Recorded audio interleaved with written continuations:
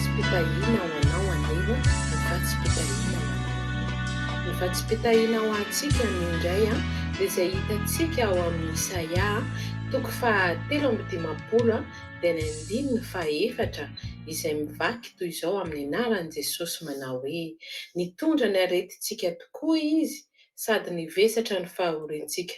Kanjo isika kosa nanao azy ho nokapohana sy nasian'Andriamanitra ary nampahoriana.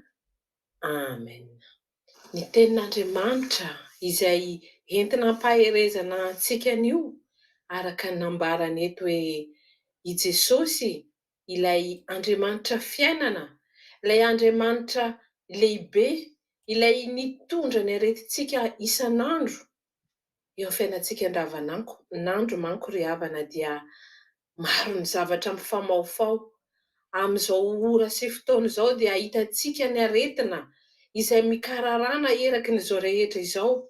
Fa androany Jesosy eto ilay miteny hoe izy ilay nampahoriana, izy ilay mitondra an'ireo aretintsika maro mba tena hananantsika fiainana eo amin'Andriamanitra. Nampahoriana Jesosy, noratsaina Jesosy. Eny ny tena nokapohana izy ary ny zavatra rehetra dia ny retany avokoa no ny amiko sy ny aminao mba hananantsika ny fiainana dia fiainana be dia be izany. Hivavaka isika. Ry Andriamanitra rainay io, rainay amin'ny alalan'i Jesosy Kristy, indreto izahay manantona anao amin'ny alalan'izao teninao izao izay nambara taminay fa ianao ilay nitondra ny aretinay rehetra. Marary tokoa ny fiainan'ny zanak'olombelona. Aretina etsy, tsy fankatoavana eroa, tsy fahamarinana ery. Eny, androany izay Jesosy io. Ireo karazana aretina marobe izay manakaiky, mikiky ny tenanay. Milanao zahay Jesosy io.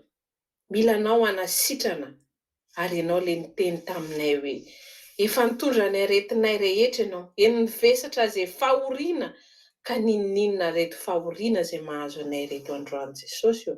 Apetraka eo aminao mba ianao mihitsiny ilay Andriamanitra fiainana dia fiainana be dia be no ao anatinay. Mandrosoa Jesosy io, tonga soa ianao.